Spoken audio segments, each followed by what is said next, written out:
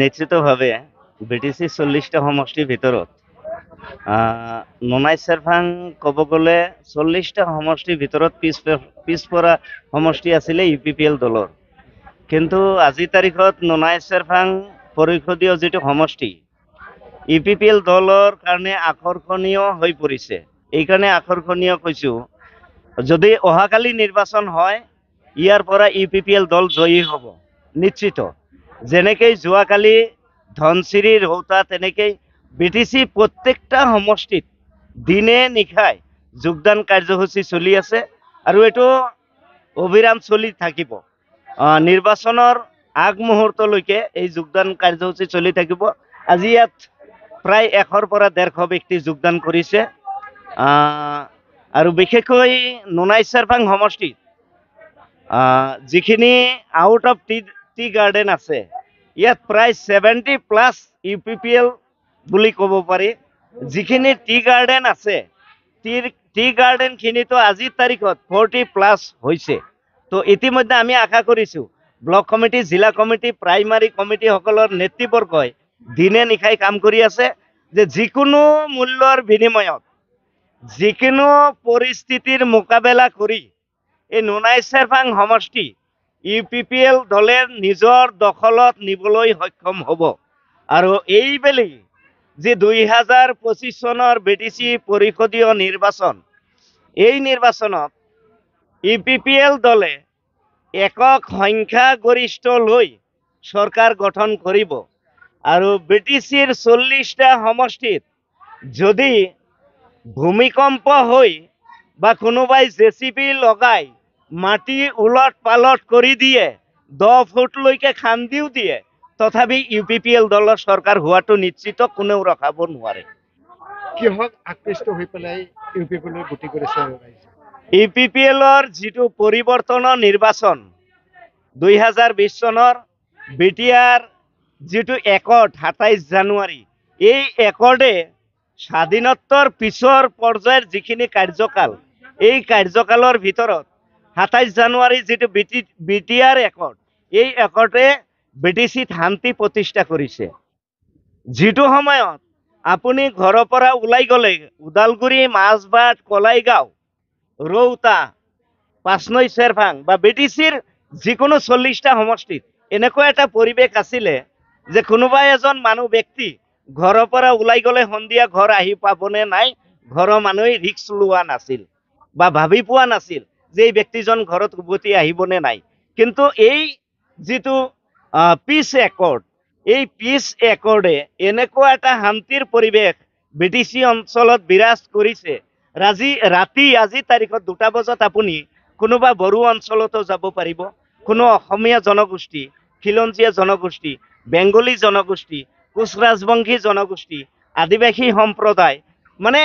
BTC অঞ্চলত বসবাস কৰা প্ৰত্যেকটো জনগোষ্ঠীয় যিসকল অঞ্চল, প্ৰত্যেকটো অঞ্চলত আপুনি ৰাতি 2টা, 3টা, 2:30টাত আপুনি নিঃসন্দেহে ঘূৰি ফুৰিব। আপোনাৰ কোনো ধৰণৰ প্ৰব্লেম নহয়, কোনো ধৰণৰ অসুবিধাৰ সন্মুখীন নহয়। এটোই হৈছে প্ৰমোদ বড়ো ডাঙৰীয়া, গোবিন্দ বসুমতাৰী ডাঙৰীয়া, ৰণগড় নাৰ্জাৰী ডাঙৰীয়া, UG ব্ৰহ্ম ডাঙৰীয়া, এপছুৰ নেতাসকল, চিজফায়াৰ 4টা ফেকশ্যন NDFB, তেওঁলোকৰ যিটো ত্যাগৰ বিনিময়ত পোৱা একৰ্ড, পিচ একৰ্ড, এই একৰ্ডে BTC অঞ্চলত শান্তি ঘূৰাই আনিছে। আৰু মই আশাবাদী সুদূৰ ভৱিষ্যতে প্ৰায় UPPL দলে 20ৰ পৰা 25টা বছৰ BTCত ৰাজত্ব কৰিব, শাসনৰ গাদী দখল কৰি থাকিব। এইটো যি ৰাজনৈতিক দলেই নহওক, UPPL দলক পৰাভূত কৰিব নোৱাৰে। চাক, ইস্তেহাৰ বুলি ক'ব লাগিলে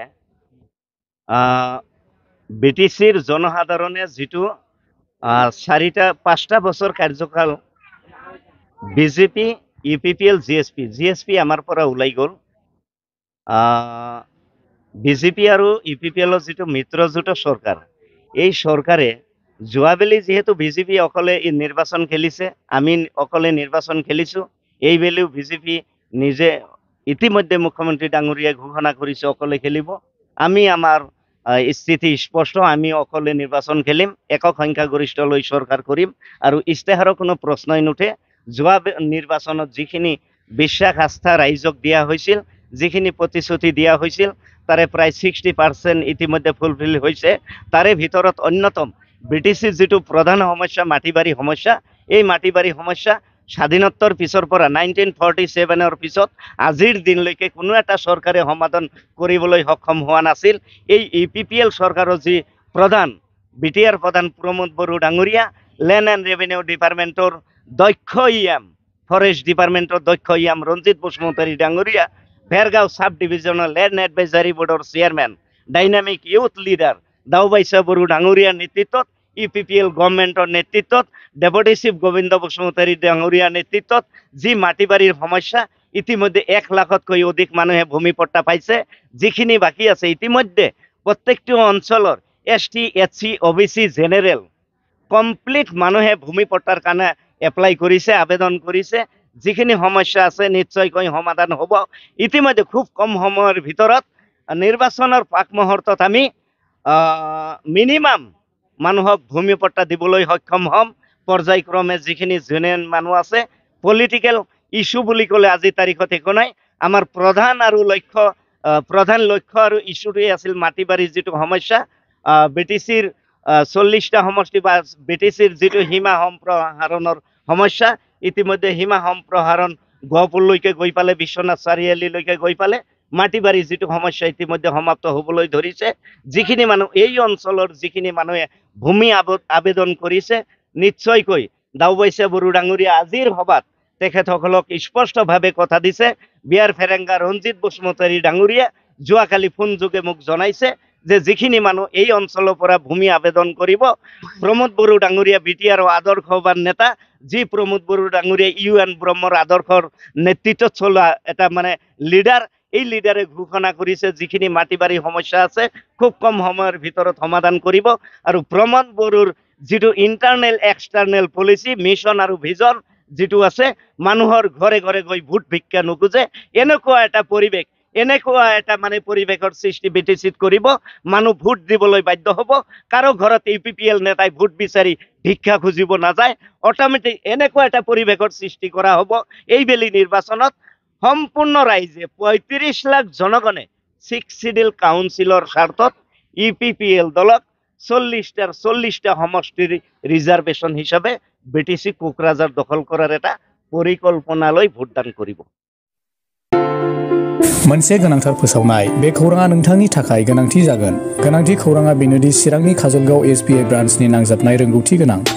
डक्टर सुमिक देबजों लोगोसे माखासे डक्टर मोननो हानाय गंसे मोजां देहा फाहामग्रा SD क्लिनिक दङ फै बिदिब्ला बे देहा फाहामसालियाव मा राहा मोननो हायो नायनि डायबेटिसनि थाखाय फाहामथाय सरासनस्रा सावस्रि फाहामथाय बिखा बेरामनि सायाव फाहामथाय नोंथाङा जुदि बेफोरबादि बेरामजों भुगिनांदोंब्ला काजलगाव SD क्लिनिकआव थांनानै नायजाहैनो हागोन नायजानायनि सम फुंबिलिनि 9 रिंगानिफ्राय सानजौफुनि 1 रिंगासिम आरो बेलासिनि 5 रिंगानिफ्राय मोनाबिलिनि 7 रिंगासिम नायजानो हागोन नोंथाङा सुलाद लानो थाखाय 7002293924 9954687336 जानबुं नम्बराव सुलाद ला